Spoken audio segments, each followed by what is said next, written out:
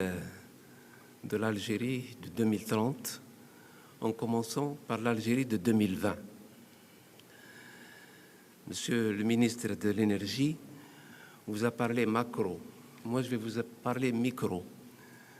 Je veux dire par là, je vais m'attaquer à l'un des plus grands problèmes.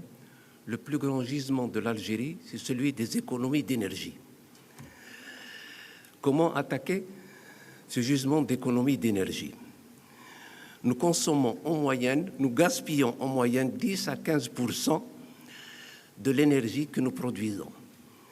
Si 10 à 15%, pour vous donner une idée, nous consommons à peu près 65 millions de tonnes de pétrole dans l'année. 10%, ça fait 6,5 millions de tonnes. Une tonne, c'est 7 barils. Nous sommes à peu près à 45 millions de barils. À $40 le baril, nous sommes à 1,8 milliard de dollars.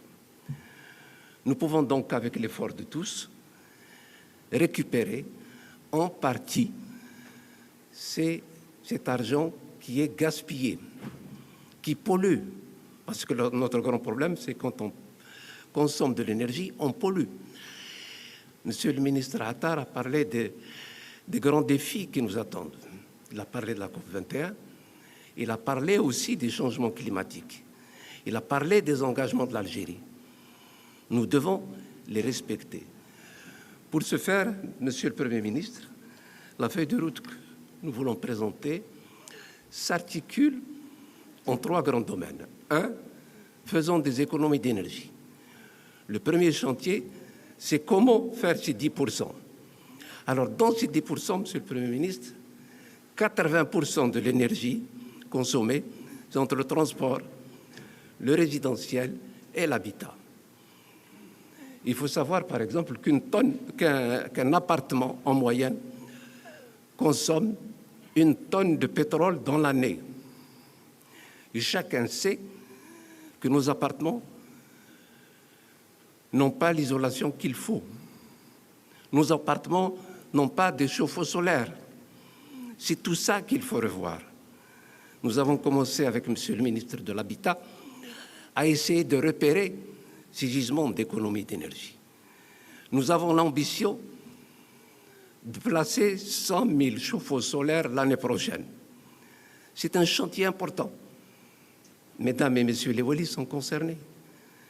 Monsieur le ministre de l'Intérieur, chacun d'entre nous est concerné parce que nous allons créer de la richesse en installant ces chauffe-eau solaires, tout en sachant qu'un chauffe-eau solaire, c'est 40% d'économie d'énergie. Il faut donc trouver les moyens de pouvoir créer une industrie du chauffe-eau solaire. Nous avons la chance d'avoir des prototypes, ils existent. Il faut donc qu'on aille très loin, et c'est le programme, Monsieur le Premier ministre, l'un des programmes, celui, évidemment, des chauffe-eau solaires, mais aussi celui de tout ce qui concerne le double vitrage. Il faut évaluer les coûts, parce que ce que nous consommons, mesdames et messieurs, c'est de la devise. Le gaz naturel, c'est de la devise. Même s'il y a un surcoût dans la fabrication, on passe de 38 000 dinars à 45 000 dinars. C'est du dinar. Par contre, le gaz naturel que l'on consomme, il est définitif. Nous compromettons l'avenir des générations futures. Ça, c'est le premier chantier. Le deuxième chantier, Monsieur le Premier ministre, c'est celui de la locomotion. Chacun sait que nos véhicules, c'est environ 7 litres au 100, c'est-à-dire 140 grammes de CO2 au kilomètre. Donc, nous polluons. Mais nous consommons l'équivalent de 20% d'énergie en plus qu'en Europe. En Europe, c'est 5 litres au 100. Ce qui veut dire que nous sommes perdants 2 fois. Madame la ministre de l'Environnement va certainement vous interpeller là-dessus. Nous polluons. Nous sommes à 180 millions de tonnes de CO2. Il va falloir diminuer. Et toute notre intelligence, c'est de diminuer cette pollution, mais de revendiquer au niveau du GIEC, au niveau des Nations Unies, il y a un fonds de soutien pour ceux qui font des efforts. Nous allons demander notre part. Il y a donc un effort à faire. Et là, Monsieur le ministre de l'Industrie, que j'interpelle, nous devons empêcher des voitures qui dépassent les 5 litres au 100. Peut-être pas dans l'immédiat, mais il faut qu'on le fasse. C'est un gisement d'économie d'énergie. Mieux encore, il nous faut aller vers le cirage. Nous y sommes en plein. J'ai même provoqué une réunion avec un certain nombre de collègues. Nous avons l'ambition de faire de 200 000 conversions l'année prochaine. Ce ne sera pas facile. Chacun d'entre nous est concerné. Nous pouvons y arriver. Nous avons évalué le coût du kit, 250 €. Nous avons fait les calculs de ce qu'on paye et de ce qu'on gagne en essence non consommée, sachant et sachez qu'une tonne d'essence, c'est 1 000 $. Nous exagérons dans notre consommation, je parlais d'excès. 2 millions de tonnes en moyenne d'essence importée. Monsieur le Président de la République a donné l'instruction. Il faut arrêter les importations. C'est un programme. Il y a donc le CIRAD, mais aussi le GNC pour le diesel. Savez-vous que nous consommons à peu près 10 millions de tonnes de gazole, le diesel, mais à peine 7 millions de tonnes d'essence. Mais en herbe de véhicules, c'est l'inverse. Il y a 2 fois plus de véhicules en essence que de véhicules en diesel. Bref, ce sont des chantiers sur lesquels, simplement, je vous informe, et c'est un rapport d'étape, je reviendrai à vous. Nous avons l'ambition, donc, je répète, 200 000 kits que nous allons peut-être importer dans un premier temps. Mais nous sommes en train d'imaginer comment les intégrer et comment créer de la richesse en donnant du travail aux start-up. Et là, c'est un problème important, Monsieur le Premier ministre. Nous avons besoin de votre aide parce que ces jeunes, il leur faut un local. Il leur faut 60 mètres carrés. Il faut donc que le ministère des Mines les homologue. J'ai prévu une réunion ce mardi pour faire le point avec Monsieur le ministre des start-up. Et Inch'Allah, si tout se passe bien, on pourrait démarrer ce chantier. Dans le même ordre, Monsieur le Président insiste beaucoup sur Manatee Khaval. Avec Monsieur le ministre de l'Habitat, nous sommes en train d'évaluer quel est le coût du kit solaire. Actuellement, il est cher. Nous allons tout faire pour le réduire. Pour pouvoir avoir une vie décente, il faut environ 500 watts.